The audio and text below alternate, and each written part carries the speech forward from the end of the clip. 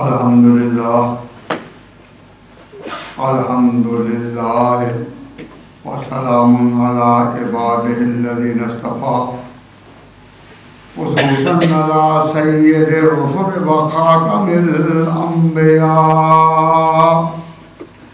وعلى آلہ الاقیاء واصحاب الاصفیاء اما بعد فأعوذ بالله من الشیطان الرجیم بسم اللہ الرحمن الرحیم سبحان الذي أسرى بعبده ليلا من المسجد الحرام إلى المسجد الأقصى الذي باركنا حوله لنريه من آياتنا إنه هو السميع البصير وآتينا موسى الكتاب وجعلناه هدى لبني إسرائيل ألا تتخذوا من دوني وكيلا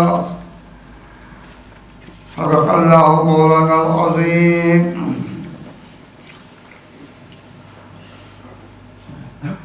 اللہ تبارک و تعالی جل شانہ نے قرآن کریم میں نبی پاک صلی اللہ علیہ وسلم کے سفر اسراء کا ذکر فرمایا. یہ حضرت صلی اللہ علیہ وسلم کا وہ سفر ہے کہ جو خانہ کعبہ سے بیت المقدس تک ہوا اور پھر آگے معراج کی سیر کے لیے آپ آسمان کی بلندیوں تک اور پھر آگے پہنچے. یہ ایک واقعہ ہے سفر کا، لیکن آپ یہ بات ذہن میں رکھیں کہ یہ سفر پہلا حصہ اس کا کہاں سے ہوا؟ مسجد حرام سے مسجد اقصی تک، مسجد حرام سے بیت المقدس تک. یہ سفر کا پہلا حصہ ہے. تو جب یہ سفر کا پہلا حصہ ہے تو آپ کے ذہن میں یہ نقشہ رہے کہ یہ سفر کہاں سے شروع ہوا؟ خانہ کعبہ سے، وہ مسلمانوں کا ایک قبلہ، اور یہ گئے کہاں تک؟ مسجد اقصی تک یا بیت المقدس تک، جو دوسرا قبلہ. اس زمین پر دو ہی جگہ ہیں ایسی جن کو یہ شرف حاصل ہوا کہ انسان اپنی پیشانی اللہ کے آگے اس رخ کر کے جھکاتا رہا. تو قبلہ بننے کا شرف دنیا میں دو ہی جگہوں پہ ہے، ایک مسجد حرام کو، ایک بیت المقدس کو. تو یہ کیا؟ قبلے سے قبلے تک. اس کو اگر آسان لفظوں میں ہم کہیں تو یوں یاد رکھیں کہ قبلے سے قبلے تک دو ہی تو جگہ ہیں. یا انسان اللہ کے آگے جھکا قبلہ بنا کر اس جگہ کو، اور یا اس جگہ کو. یہ ہے مسجد حرام اور وہ ہے مسجد اقصی. اب جب یہ بھی قبلہ وہ بھی قبلہ، تو یہ ذہن میں رہے کہ وہ قبلہ کن کا تھا؟ بیت المقدس قبلہ انبیاء کا تو تھا ہی، جو اللہ تعالیٰ کی راہ بتاتے رہے، لیکن قومی طور پر وہ قبلہ کن کا تھا؟ اہل کتاب کا. اہل کتاب یعنی یہود و نصارہ، ان کا قبلہ وہ تھا. اور جہاں سے گئے یہ اصل قبلہ تھا ابراہیمی، تو ابراہیمی قبلہ سے آئے اور اس قبلہ میں پہنچے. تو اس میں جو راز چھپا ہے وہ سن لو، بہت کم اس طرف ہم دھیان کرتے ہیں. توجہ پوری اس طرف تب ہو جاتی ہے جب پورے سمجھو. غور کر رہے ہیں؟ جی جی. یہ پیغام تھا، اے اہل کتاب، اے اہل کتاب، تمہاری طرف اب اس قبلہ کا آ رہا ہے. پہلے روحانی قیادت اور سیادت دنیا میں کن کی تھی؟ بیت المقدس میں آیا پیغمبروں کی. تو اہل کتاب کو اس وقت اس طرح بتایا گیا کہ تمہارا قبلہ جو تمہارے پیغمبروں کی یاد ہے تمام کی، اب آ رہا ہے کون؟ کعبہ ابراہیمی سے. اس میں اشارہ دے دیا گیا کہ اب تمہاری روحانی سیادت ختم ہونے والی ہے.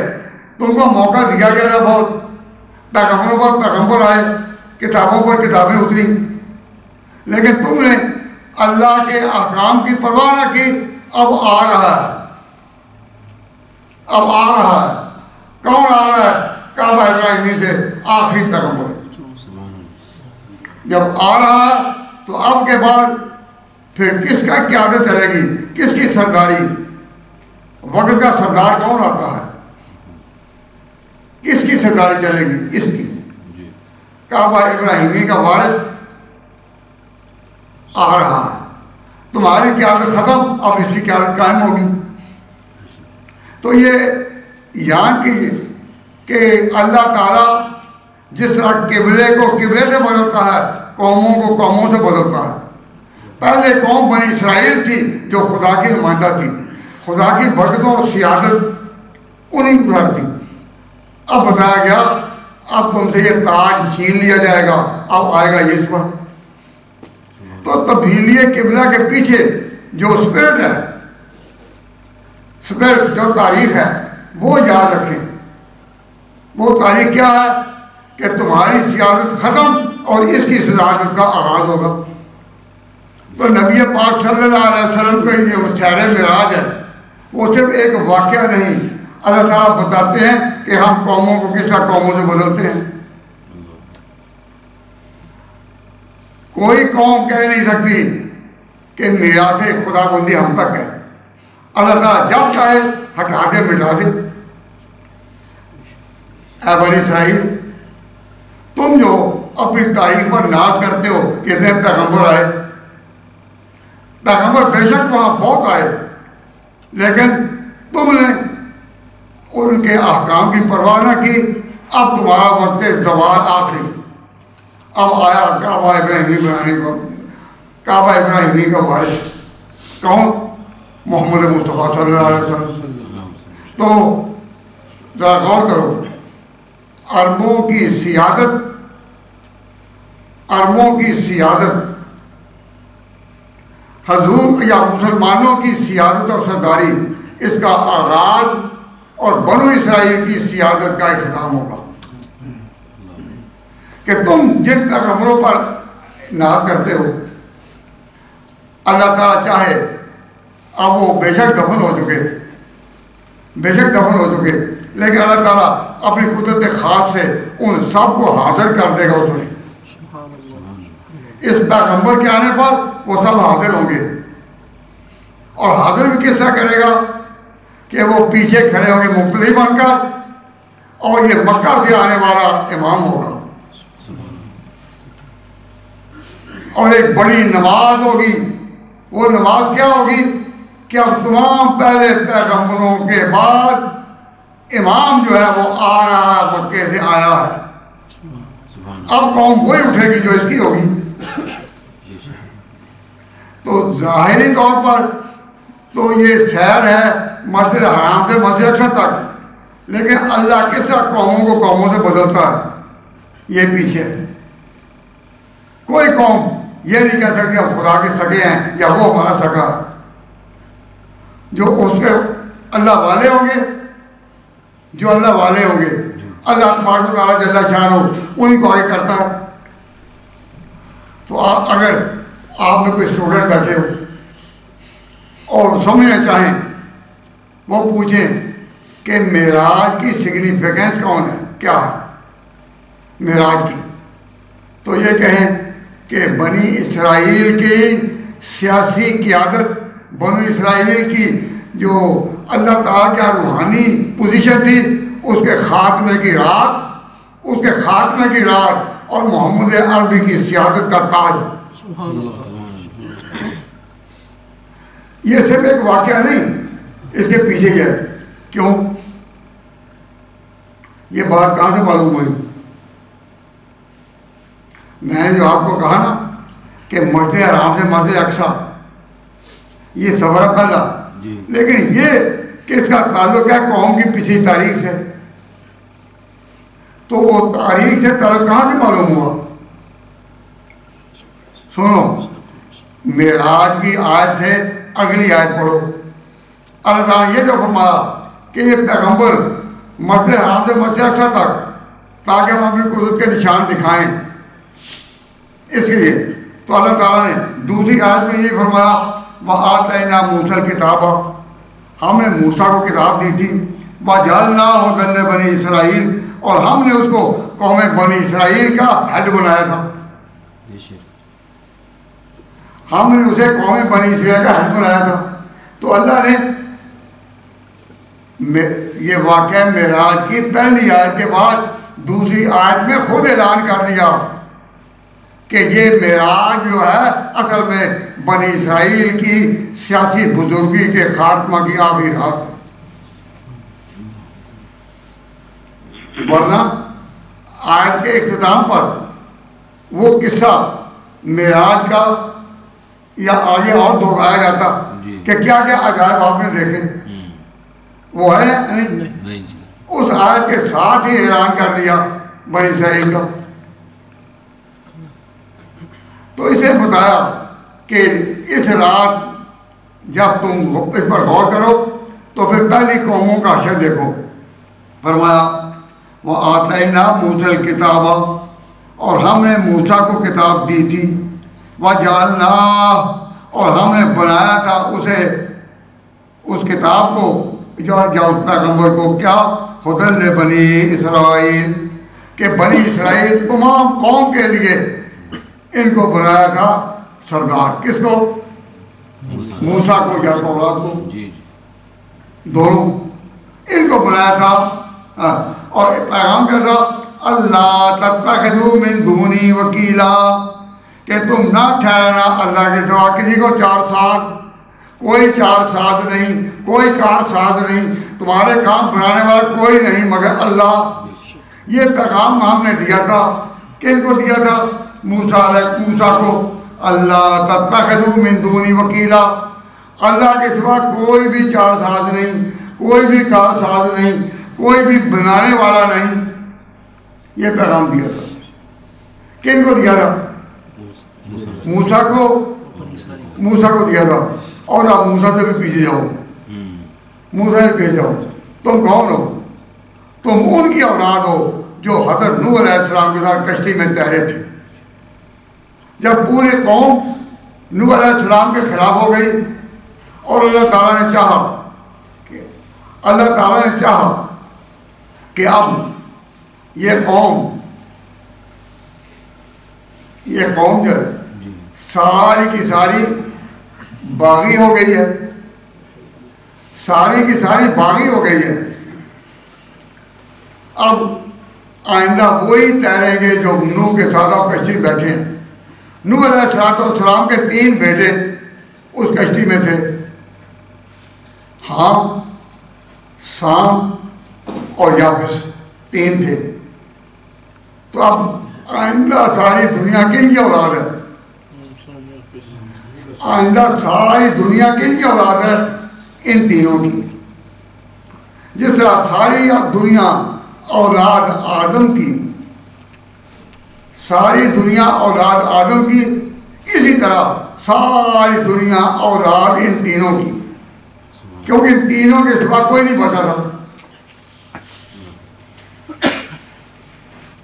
تینوں کے سوا بچا کوئی نہیں تھا. تو فرمایا معراج کی رات جو پیغمبر کا سفر ہوا مسجد حرام سے مسجد اقصی تک، ان کو کہا پیچھے مڑ کر دیکھو. موسیٰ اور تورات ہیں. موسیٰ اور تورات کے وارث کون ہوئے؟ بنی اسرائیل. پھر اور مڑ کر اور پیچھے مڑ کر دیکھو کون ہے؟ کشتی والے 3. اور تم ان کی اولاد ہو. جس طرح آدم سب کا باپ، اس طرح تم سب ان تینوں کی اولاد ہو. تو فرمایا آتینا موسیٰ الکتاب وجعلناہ ھدی لبنی اسرائیل اللہ تتخذوا من دونی وکیلا ذریۃ من حملنا مع نوح، اور تم ان کی اولاد ہو جن کو ہم نے نوح کے ساتھ کشتی میں اٹھایا تھا۔ تو اللہ تعالیٰ نے موسیٰ کے ساتھ ہی پیچھے بھی قوم کر دی۔ تو نوح کے بعد خود بخود تم آدم تک اکٹھے ہو جاؤ گے۔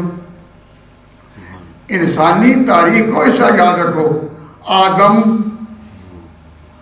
ان کے بعد طوفان نوح آیا، اور جو 3 کشتی میں تھے باقی سب کی اولاد، باقی ساری دنیا انہی کی اولاد۔ تو تینوں قوموں کا ذکر کر دیا آیت معراج کے ساتھ ہی۔ تو آیت معراج کی سگنیفیکنس کیا ہوئی؟ بنو اسرائیل کی روحانی سیادت، قیادت کا انتہا ختم اور ایک نیا نظام شروع۔ ان کو تعریف دلائی گئی کہ تم کون ہو؟ تم تھے موسیٰ کے بعد تم وارث روحانی سیادت کے۔ اور وہ کن کے تھے؟ نوح علیہ السلام کے 3 بیٹوں کے۔ تو اس طرح تاریخ ہوئی کرتی ہے۔ تو اس میں جواب ہو گیا کہ قرآن کریم میں آیت معراج کے فوراً بعد ان 2 قوموں کا تذکرہ، کیا یہ جگانے کے لیے کافی نہیں؟ ذرا سوچئے، کیا یہ جگانے کے لیے کافی نہیں؟ یہ کافی ہے۔ تو اللہ تعالیٰ نے پھر آگے بنی اسرائیل کے بارے میں کہا کہ تم زمین میں 2 دفعہ فساد کرو گے۔ تو بنو اسرائیل کا فساد جو ہے، لَتُفْسِدُنَّ فِي الْأَرْضِ مَرَّتَيْنِ وَلَا تَعْلُنَّ عُلُوًّا كَبِيرًا، وہ فساد وہ آگے بیان ہوگا اس کا۔ تو اصل میں یہ معراج کا واقعہ کیا ہے؟ یہ ضرب خدا بندی ہے بنو اسرائیل پر۔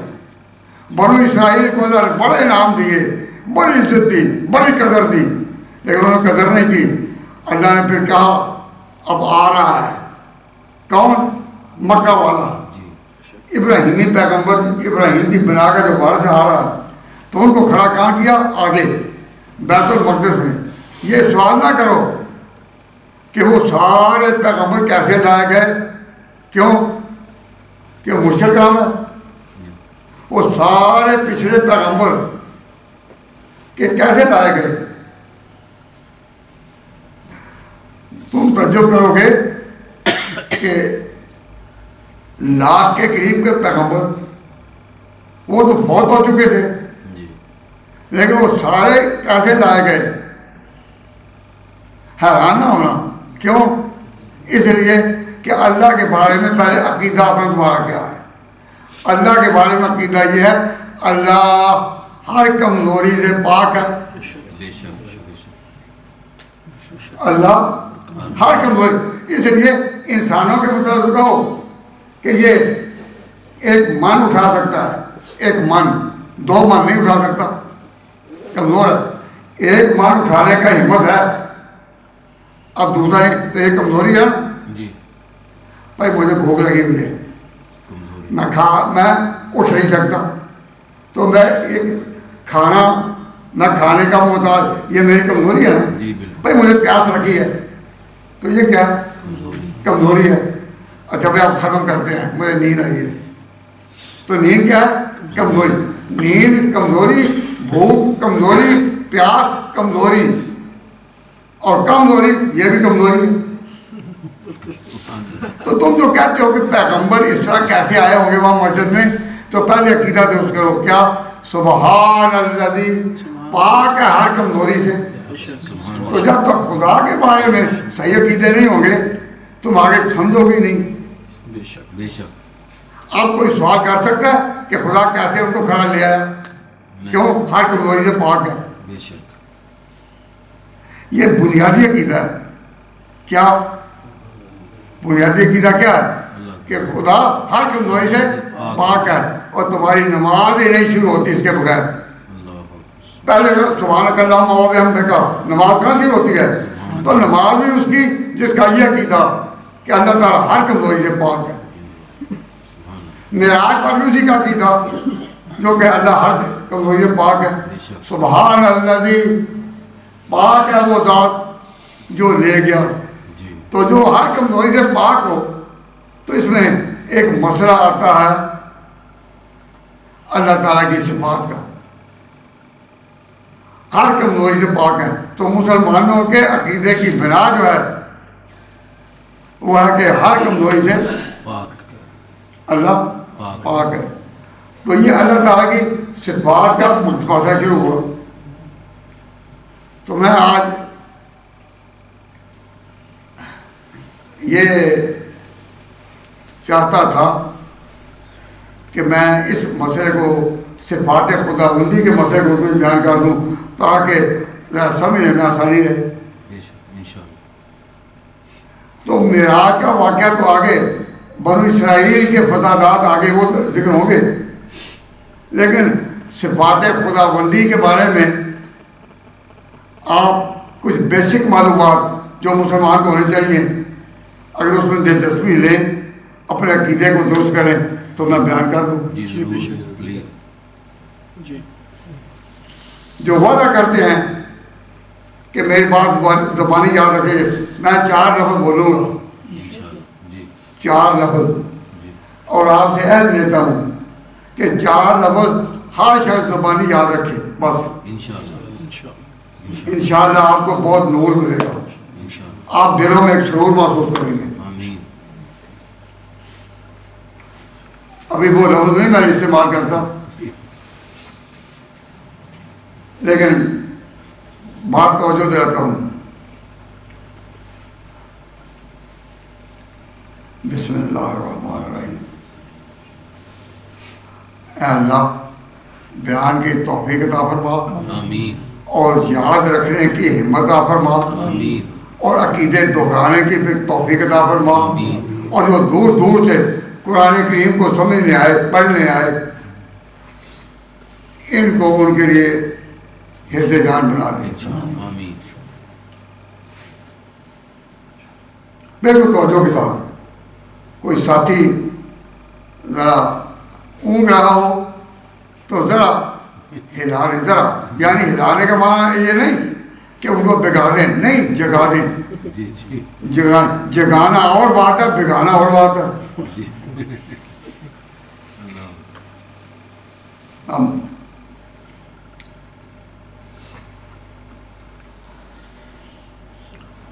حضرت عبداللہ بن عمر رضی اللہ تعالیٰ عنہ، عبداللہ بن عمر حضور کے جلیل القدر صحابی، وہ بیان کرتے ہیں اللہ تعالیٰ نے 4 چیزیں اپنے ہاتھ سے بنائی. 4 چیزیں. پھر جتنی مخلوق بھی آئی وہ کن سے بنائی. آپ نے یہ مسئلہ تو سنا ہوگا نا کہ اللہ نے کن کہہ کر جہان بنایا؟ نہیں سنا؟ جی سنا. کئی دفعہ آپ نے جانا کہ اللہ تعالیٰ نے کن کہا اور جہان بن گیا. تو ساری مخلوقات اللہ نے بنائی کن سے، لیکن 4 چیزیں بنائی اپنے ہاتھ سے. پہلے 4 چیزیں بنائی اپنے ہاتھ سے، پھر اللہ تعالیٰ نے جو چیزیں قیامت تک پیدا کرنی بنانی تھی ان کو کہا کن فیکون، اور ہو گئی. تو کن فیکون کی منزل دوسری ہے. اس سے پہلے اللہ نے 4 چیزیں اپنے ہاتھوں سے بنائی. وہ 4 چیزیں یاد رہیں تو پھر آپ کو آگے سمجھنا آسان ہوگا خدا کی صفات کا مسئلہ. پہلا اللہ تعالیٰ جو 4 چیزیں ہاتھ سے بنائی ان میں سے پہلا کون ہے؟ آدم کو اللہ نے اپنے ہاتھ سے بنایا. نمبر 2 عرش کو اللہ تعالیٰ نے اپنے ہاتھ سے بنایا. نمبر 3 قلم کو اللہ تعالیٰ نے اپنے ہاتھ سے بنایا. اور جنات عدن اس کو اللہ تعالیٰ نے اپنے ہاتھ سے پیدا کیا. عبداللہ بن عمر کہتے ہیں اللہ تعالیٰ نے آدم کو اپنے ہاتھ سے بنایا، عرش کو اپنے ہاتھ سے بنایا، قلم کو اپنے ہاتھ سے بنایا، اور جنات عدن اس کو اپنے ہاتھ سے بنایا. پھر آئندہ تمام مخلوقات جس کو اس نے پیدا کرنا تھا اس کو کہا کن اور اس نے کائنات کا پھر لباس پہنا. تو یہ چار جو ہیں چار ان کی شان اپنی ہے. یہ کن کے بعد نہیں, یہ اللہ تعالیٰ نے دست قدرت سے بنا. اگر اس کی مثال دیتا ہوں, اللہ تعالیٰ نے جب کہا تھا نا فرشتوں کو کہ آدم کو سیدھا کرو, تو ایک نے انکار کیا تھا, سب نے سیدھا کیا, ایک نے انکار کیا تھا. تو اللہ تعالیٰ نے جب اسے پوچھا تو اسے کہا کہ اے اللہ تو نے آدم کو بنایا مٹی سے, تو مٹی کا ہمیں نیچے آنا, مجھے بنایا آگ سے, آگ کا کام ہے اوپر جانا, آگ کا کام ہے اوپر جانا, مٹی کا نیچے آنا. تو اب آدم ہے مٹی کا, میں آگ کا, میں سیدھا کروں, یہ تو الٹ ہو گیا نا کہ آگ والا سجدہ کرے مٹی کو. خلقنی من نار و خلقتہ من طین, مجھے تو نے بنایا آگ سے, اس کو بنایا مٹی سے, اب میں سیدھا کروں. یہ شیطان نے کہا, لیکن اللہ نے پوچھا تو عجیب الفاظ میں ابلیس سے سمجھا نہیں, سنا ہی نہیں. کہا اے ابلیس ما منع کا, تجھے کسی نے روکا انتہ جودا کہ تو سیدھا کرے اس کو, لما خلقتہ بیدی, جس کو میں نے اپنے ہاتھ سے بنایا تھا. تیری نظر مٹی پر گئی, ہاتھ پر نہ گئی جو بنا رہا ہے. نہیں سمجھے؟ یعنی ابلیس کی نظر کس پر گئی؟ آگ پر, مٹی پر. اور اس کی نظر کس پر نہیں گئی؟ اس ہاتھ پر. تو اللہ نے پہلے کہا اے ابلیس ما منع کا, تجھے کسی نے روکا انتہ جودا کہ تو سیدھا کرے لما خلقتہ بیدی, جس کو میں نے اپنے ہاتھ سے بنایا. اس سے پتہ چلا کہ آدم کو اللہ نے اپنے ہاتھ سے بنایا. اس کی جو مادہ میٹیریل جس سے بنا ہے آگ, یا جس سے فرشتے بنے, وہ میٹیریل پر نظر نہیں, نظر اس ہاتھ پر ڈالو. تو آدم اللہ کا ہاتھ سے بنا. پھر اللہ تعالیٰ نے چونکہ استوا فرمانا تھا عرش پر, اللہ تعالیٰ نے عرش پر اپنی جلالت شان کا اظہار کرنا تھا, اس لیے خدا نے چاہا کہ عرش کو بھی میں پیدا کروں اپنے ہاتھ سے, فرشتوں سے نہیں. فرشتے نہ بنائے نہ کریں, نہ فرشتے آگے بڑھیں, میں اپنے ہاتھ سے بناؤں. تو عرش کو اللہ نے ہاتھ سے بنایا. کیوں؟ شان استوا اسی پر. عرش پر تمام بلندیاں ختم ہوتی ہیں, اس پر کرسی ہے, آیت الکرسی میں جس کا بیان ہے. تو عرش کس نے بنایا؟ اللہ نے خود. پھر اللہ نے قلم, خلق القلم, اللہ تعالیٰ نے قلم کو اللہ تعالیٰ نے خود بنایا اپنے ہاتھ سے. اس لیے قلم کی بادشاہی جو ہے وہ رہے گی ہمیشہ تک. قلم کی بادشاہی ہمیشہ تک. کیوں؟ اللہ نے اپنے ہاتھ سے بنایا. اور آپ نے سنا کہ ہر چیز فنا ہوگی نا, لیکن جنت فنا نہیں ہوگی. ہر چیز فنا ہوگی, جنت فنا نہیں ہوگی. جنت ہمیشہ رہے گی. تو جسے ہمیشہ رہنا ہے, خدا نے اس کو کن کہہ کر نہیں بنایا, اس کو اللہ تعالیٰ نے بنایا اپنے دست قدرت سے.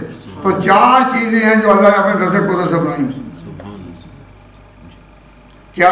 یہ یاد رکھو, آدم, عرش, قلم, جنات عدن. آپ نے وعدہ کیا تھا نا چاروں لوگ یاد رکھیں گے. اب چار اپنے جی میں ہی دوہرا دے تو انشاءاللہ یاد رہے گا. یہ چاروں چیزیں اللہ نے اپنے دست قدرت سے بنائی. پھر اللہ تعالیٰ نے کہا کن کائنات کو, تو کن سے کائنات بن گئی. ہمارا دونوں پر ایمان ہے, لیکن جو شان ہے ان چار کی, جو شان ان چار کی ہے وہ ان سب سے بڑھ گئی نا, سب سے بڑھ گئی, وہ آگے کی شان. تو اللہ تبارک و تعالیٰ جل شانہ نے کوئی بالغ ہم کہتے ہیں نا کہ وہ ہر کمزوری سے پاک ہے. تو نماز آپ کی شروع کہاں سے؟ سبحانک اللہم. نماز شروع کہاں سے؟ سبحانک اللہم سے. معراج شروع کہاں سے؟ سبحان الذی اسری بعبدہ. پاک ہے وہ ذات. اب یہ آیت جو ختم ہوتی ہے معراج کی، اور اخیر میں یہ ہے کہ اللہ تعالیٰ انہ وہ سمیع البصیر. اللہ تعالیٰ سمیع بھی ہے بصیر بھی. سمیع کا معنی سننے والا، بصیر کا معنی دیکھنے والا. تو یہ اللہ کی صفات ہے نا، سمیع البصیر. تو معراج کی سیر کی اللہ نے جو بہار دکھائی وہ کس طرح؟ انہ سمیع البصیر. اللہ سمیع ہے اور بصیر ہے. تو اللہ تعالیٰ کی صفات پر جو ایمان ہونا چاہیے اس میں پہلے یہ سمجھو کہ صفات ذاتیہ. صفات ذاتیہ کون سی صفتیں ہیں؟ جن کا الٹ خدا میں نہیں، وہ ہے صفات ذاتیہ. اور ایک ہے صفات فعلیہ، وہ ہیں جن کا الٹ بھی خدا کے پاس ہے، لیکن جو صفات ذاتیہ ہیں ان کا الٹ نہیں. مثلا اللہ تعالیٰ حی و قیوم ہے. حی و قیوم ہے. حیات و قیام اس کی شان ہے نا، لیکن اس کا الٹ کیا ہے؟ حیات کا. حیات کا الٹ کیا ہے؟ موت. تو خدا پر حیات ہے پر موت نہیں، اس کا الٹ نہیں ہے. تو معلوم ہوا حیات اللہ کی صفت ذاتی ہے. آگے علم جاننا، تو علم کا ضد کیا ہے؟ جہل. تو اللہ جہالت سے پاک ہے، اس کو الٹ نہیں. تو علم کا الٹ یعنی جہالت خدا میں نہیں. حیات کا الٹ نہیں، قیوم کا الٹ نہیں. اسی طرح اللہ کہتے ہیں وہ دیکھنے والا ہے، یعنی دیکھنا اس کی صفت ہے اور نہ دیکھنا اس میں ہے ہی نہیں. یعنی اندھا پن انسانوں میں آ سکتا ہے، جانوں میں آ سکتا ہے، پرندوں میں آ سکتا ہے، لیکن خدا میں نہیں. تو جن صفتوں کا الٹ نہیں وہ اللہ کی صفات ذاتیہ ہیں. اور جن کا الٹ بھی ہے، مثلا خدا زندہ کرتا ہے اور خدا مارتا بھی ہے. خدا مریض کرتا ہے اور شفا دیتا بھی ہے. تو اب احیاء اور اماتت، زندہ کرنا مارنا خدا کی شان ہے. بھوکا رکھنا اور مالدار بنانا یہ بھی خدا کی شان ہے. یہ دونوں. تو یہ صفات ساری صفات فعلیہ ہے. صفات فعلیہ کون سی ہیں؟ جن کا الٹ بھی ہے. اور صفات ذاتیہ وہ جن کا الٹ خدا میں نہیں. تو معراج کی آیت جو ہے پہلی وہ سبق دے گئی انہ وہ سمیع البصیر، کہ اللہ تعالیٰ سمیع و بصیر ہے. یعنی صفات ذاتیہ پر ہمارا ایمان ہونا چاہیے. صفات ذاتیہ کیا ہیں؟ جن کا الٹ بھی خدا میں وہ مالک ہے. بیمار کرنا، شفا دینا، زندہ کرنا، مارنا، بھوکا رکھنا، سیر کرنا. اللہ تعالیٰ کی قدرت میں دونوں ہیں یا نہیں؟ تو یہ ساری صفات فعلیہ پر ہمارا ایمان ہے. لیکن اللہ کی جو پہچان ہے وہ صفات ذاتیہ میں. سبحان الذی اسری بعبدہ. پاک ہے وہ ذات. میں توجہ سے دلا رہا ہوں کہ خدا کی صفتوں پر ایمان ہو تو پورا ہو. تو خدا کی صفت کیا؟ سبحانہ، خدا پاک ہے.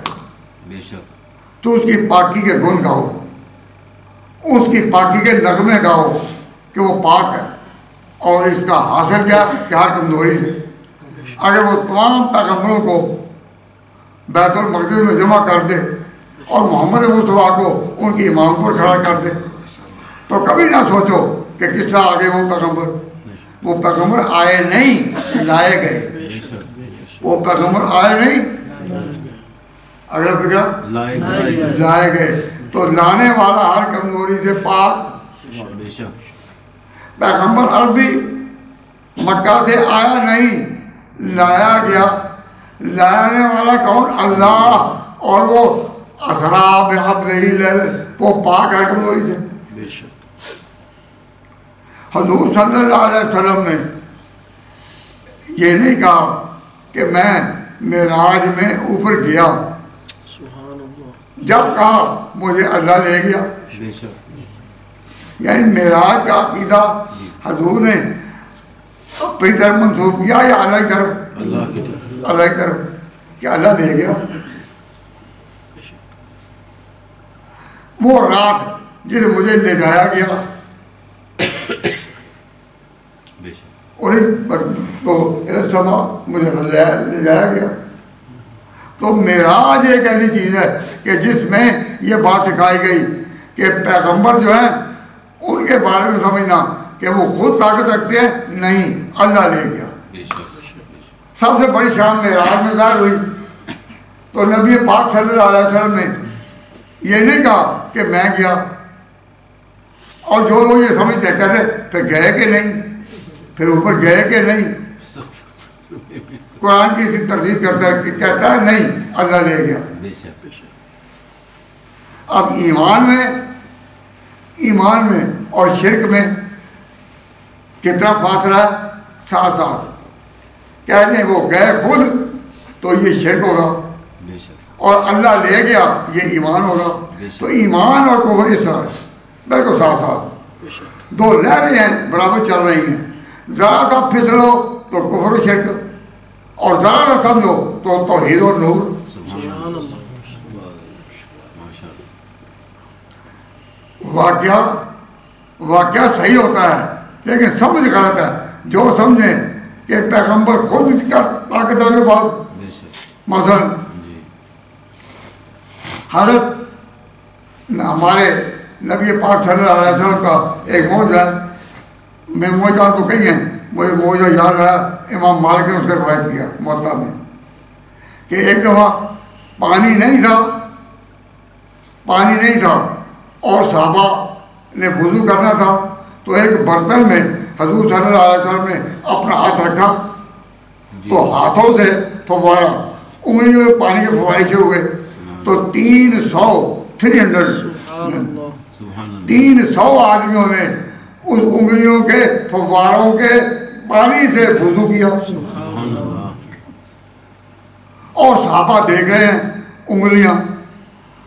اب تک پانی نلکوں سے تو آتا ہے، پائپ سے آتا ہے، لیکن انگلیوں سے پانی نکلتا، ینبع من الاصابع، سبحان اللہ، حضور صلی اللہ علیہ وسلم کی انگلیوں سے پانی کے چشمے جاری ہوئے اور صحابہ نے دیکھے۔ سبحان اللہ،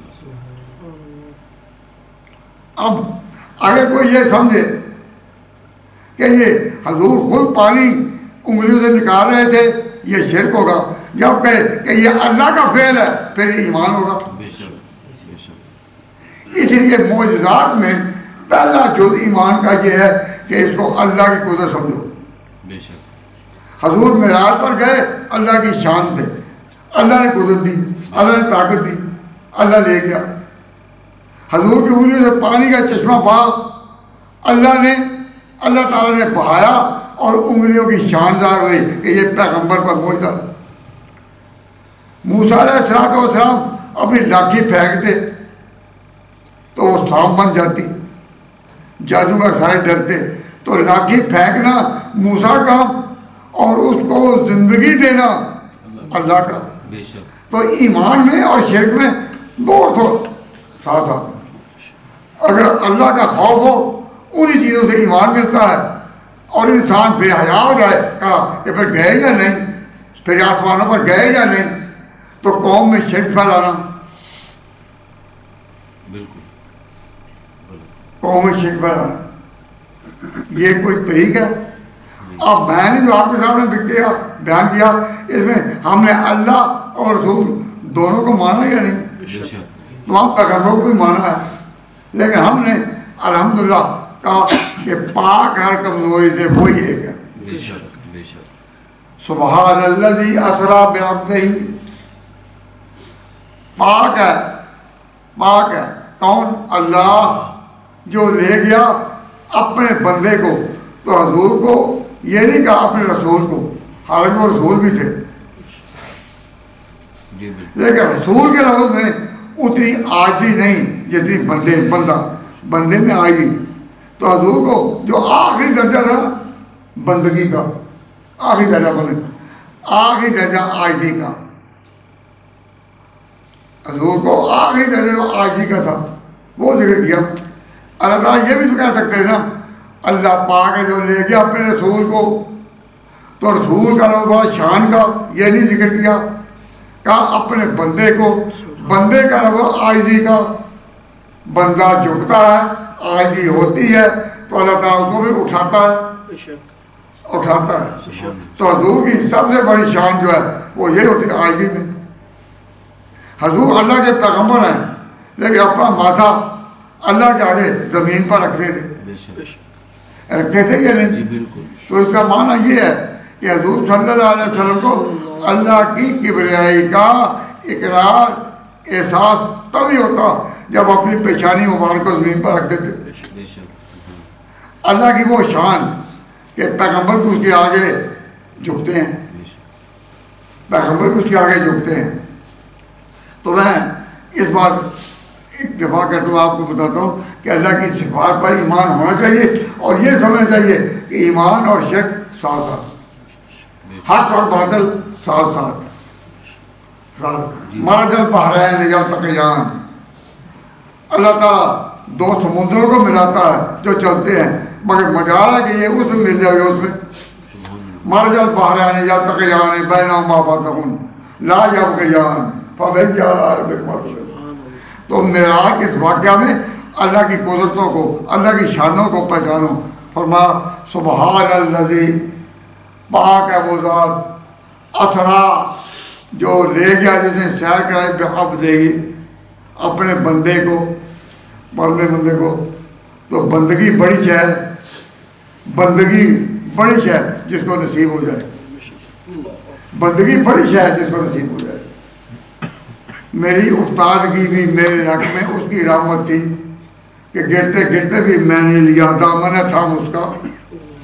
بندہ مثلا آدم علیہ السلام سے ایک لغزش ہوئی کہ درخت سے کہ پھل کو نہیں چکھنا تھا، وہ چکھنے کے لیے بڑے.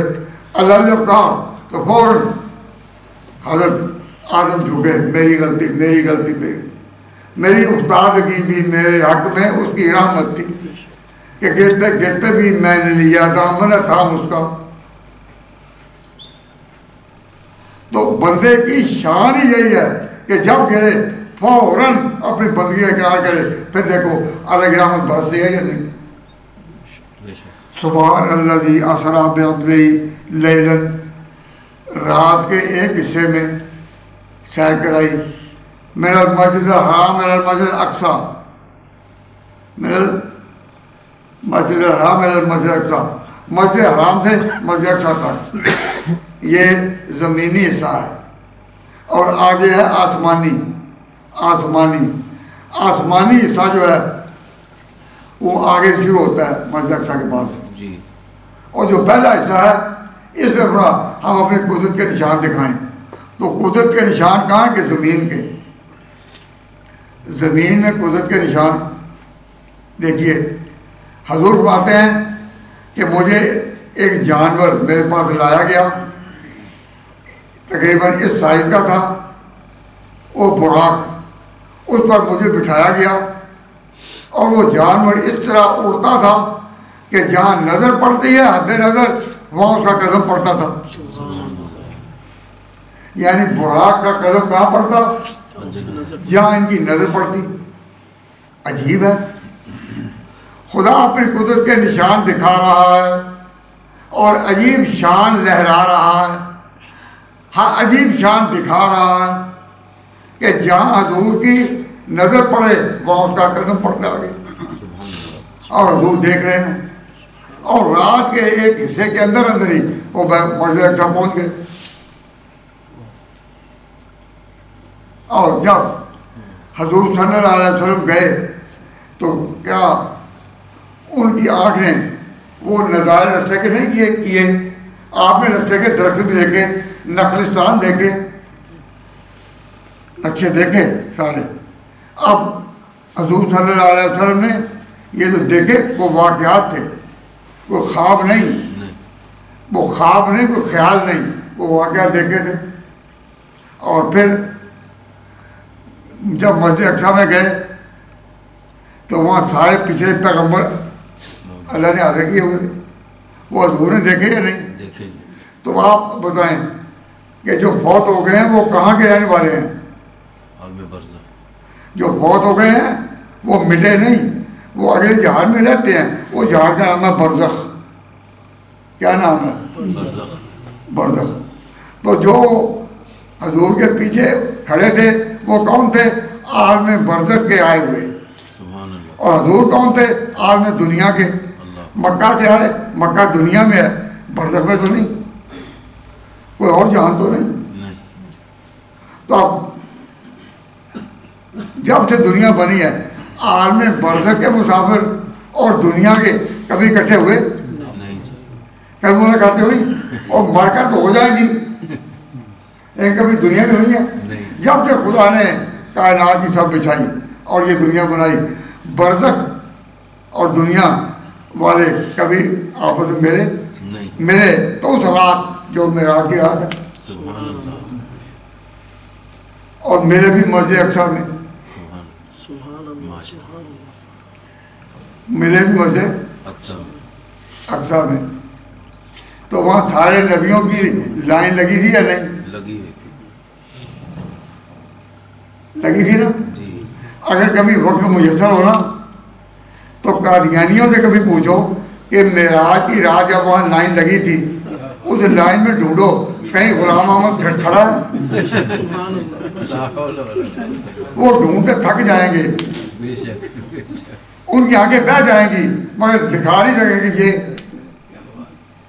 اور اگر کسی اور پیغمبر نے آنا ہوتا تو خدا نے وہ پیغمبروں کی صف اسی رات بنانی تھی، وہ بعد میں بناتا جب سارے آ جاتے، بے شک، لائن کب بنتی ہے جب سارے ہو جائیں؟ تو معلوم ہوا سارے ہو چکے تھے جنہوں نے آنا تھا، اگر ایک نے بھی آنا ہوتا تو لائن نہ بنتی۔ بے شک، تو آپ قادیانیوں پر اٹیک نہ کریں، ان سے ان کو برا بھلا نہ کہیں، سوال کریں کہ جی وہ صاحب میں کہیں نظر آتا ہے؟ تو وہ پھر آگے کہیں گے کہ اس وقت تو وہ تھا ہی نہیں، تو کبھی ہمارا بھی عقیدہ یہ ہے کہ ان میں سے تھا ہی نہیں، بے شک، وہ کہیں گے ان میں وہ اس وقت تک نہیں تھا، ہم کہتے ہیں ان میں سے نہیں تھا، تو بات سمجھانا آسان ہو گئی کہ نا؟ سبحان اللہ، تو یہ سارے جو حقائق ہیں انٹرلیکٹ ہیں، بے شک، یہ ایک دوسرے سے ملے ہوئے ہیں، ان کو بناؤ۔ تو میں یہاں یہی بات کہتا ہوں کہ نبی پاک صلی اللہ علیہ وسلم نے جو خدا کی قدرت کے نشان دیکھے، اس میں سب سے عجیب نشان یہ کہ عالم برزخ کی اور عالم دنیا کا اختلاط ہوا، سبحان اللہ، سبحان اللہ، اور ان کی آپس میں باتیں بھی ہوئی۔ ماشاء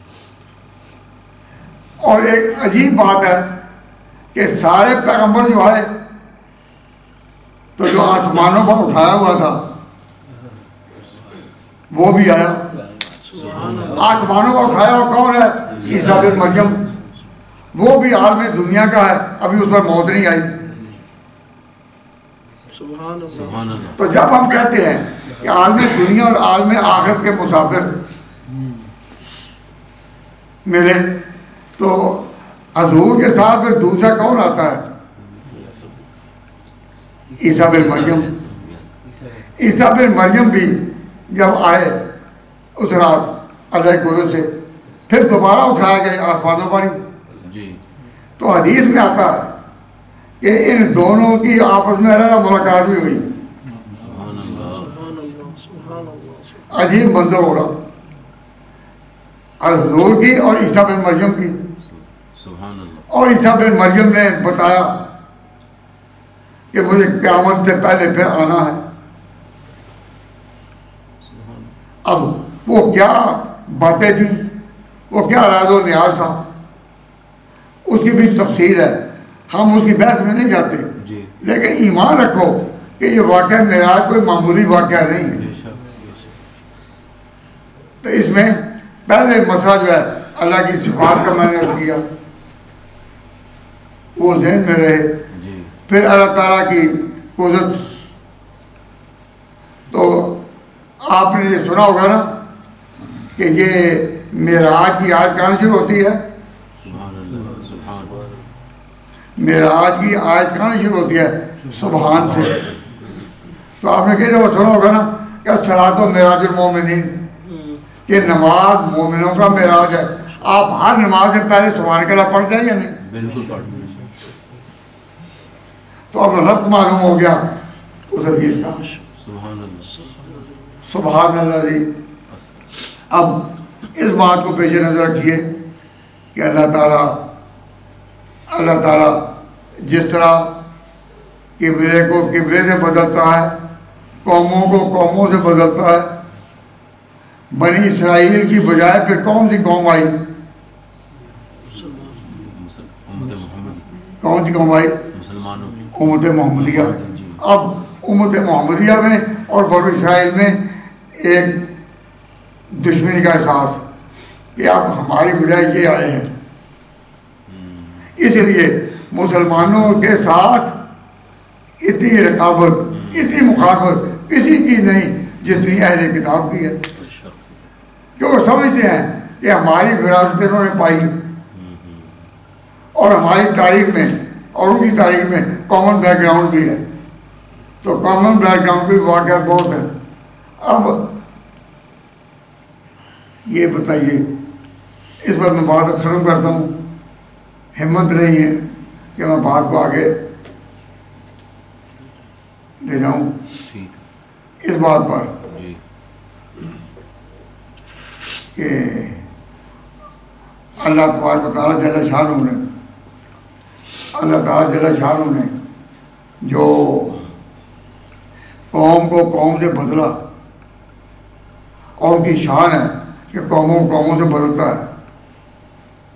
تو حضور کے امتیاں کا یا عربوں کا جو ان کے ساتھ اہل کتاب سے جو تقابل ٹھہرا،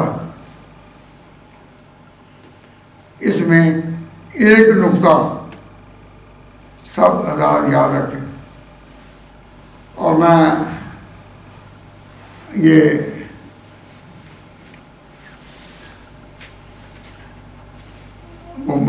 بیان تو نہیں کرتا کیونکہ بدگمانی پیدا نہ زیادہ ہو جائے، کہ مسلمانوں کے نبی پاک صلی اللہ علیہ وسلم نے اہل کتاب سے یا امیین سے جو بھی وعدے کیے سیاسی، ہم پوری دنیا میں دعوے کے ساتھ کہہ سکتے ہیں حضور نے کوئی معاہدہ اہل کتاب سے کیا ہو اور اس کو پورا نہ کیا ہو تو ہم پیش کرو، ہم چیلنج دیتے ہیں اس کو. حضور صلی اللہ علیہ وسلم نے دوسری قوموں سے جو بھی وعدہ کیا پورا کیا. ایک وعدہ بھی ایسا نہیں جو توڑا ہو. تو وہ جب ہمارے ذمہ یہ لگاتے ہیں کہ یہ قوم تلوار کے دور سے پھیلی، ہم کہتے ہیں ایک وعدہ انہوں نے نہیں توڑا، تم بتاؤ. تو خیبر سے ان کا نکلنا، اس پر ایک ایسا قصہ گھڑا گیا ہے کہ اس کو بیان کرتے ہوئے شرم آتی ہے، میں اس کو بیان نہیں کرتا. اللہ تعالیٰ آپ کو ہمت عطا فرمائے. تو میں نے کئی دفعہ یہ کہا کہ اس ملک میں دین کی خدمت سب سے زیادہ یہ کہ حضور کی سیرت پر اتنا عبور ہو کہ اس پر اہل کتاب کے جتنے بھی سوالات ہیں، جتنے بھی اعتراض ہیں، ہر ایک کے جواب آتے ہوں، اور نوجوان کچھ ایسے تیار ہوں کہ جو کہیں ہم اپنے پیغمبر کے خادم ہیں، ہم اس آقا کے غلام ہیں. اس کے اوپر جو چھینٹے دنیا نے ڈالے ہیں ایک ایک کر کے اٹھانا، کنہوں نے اٹھانا ہے؟ مسلمانوں نے اٹھانا نا، اور انہیں اٹھانا جو تعلیم یافتہ ہوں. اگر آپ پیغمبر کی زندگی پہلا نہیں دے سکے تو کیا یہ بے وفائی نہیں؟ تو یہاں سب سے بڑا اہم امپورٹنٹ دو دین کا کام ہے وہ یہ کہ حضور پر جو بھی الزامات ہیں ایک ایک کا جواب آپ کو آتا ہو. نمبر 2 وہ پھر سمجھانا بھی آتا ہو. نمبر 3 جب آپ بتائیں تو لڑنے پر نہ آئیں. اسلام اٹیک کرنے کی اور دہشت گردی کی تعلیم نہیں دیتا ہرگز. تو یہ آداب سارے سیکھیں. یہ ہماری ذمہ داری ہے. تو ایک بات غلط کہہ کر میں بات کو ختم کرتا ہوں. کئی درس میں آنے والوں کو جب کبھی پوچھا گیا نا کہ تم درس میں کس لیے آتے ہو تو انہوں نے کہا ثواب کے لیے. ثواب کے لیے. میں ثواب کو کوئی منکر نہیں ہوں، لیکن صاحب کہتا ہوں کہ ہم یہ جو محنت کرتے ہیں دماغوں کو روشن کرنے کے لیے، اپنے دماغوں کو روشن کرو، اللہ اس کو روشنی دے. تم ایک روشن قوم ہو، محمد مصطفیٰ کے غلام ہو. بنی اسرائیل کے بعد تم وارث ہو قبلہ کی یاد کی. تم ان کے بعد قیادت سے حاجت کا تاج تمہارے سروں پر خدا رکھا ہے، اور تم ان کی اولاد ہو جو نوح کے ساتھ کشتی میں تیرے تھے. تو یہاں کیا دنیا کمانے کے لیے، صرف پونے کمانے کے لیے، بنانے کے لیے آپ کو اللہ تعالیٰ کسی نہ کسی بہانے سے یہ لے اپنے آپ کو دور کے غلام سمجھو. بے شک.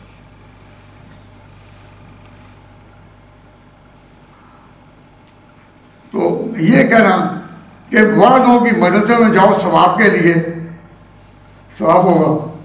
تو یہ نہ کوئی پروپیگنڈا کرے میں ثواب کو منکر ہوں، کہیں درس میں انہوں نے کہا ثواب نہیں. یہ نہیں، ثواب تو ہے، پر تمہاری غرض یہ نہیں ہونی چاہیے. تمہاری غرض یہ ہو کہ روشنی.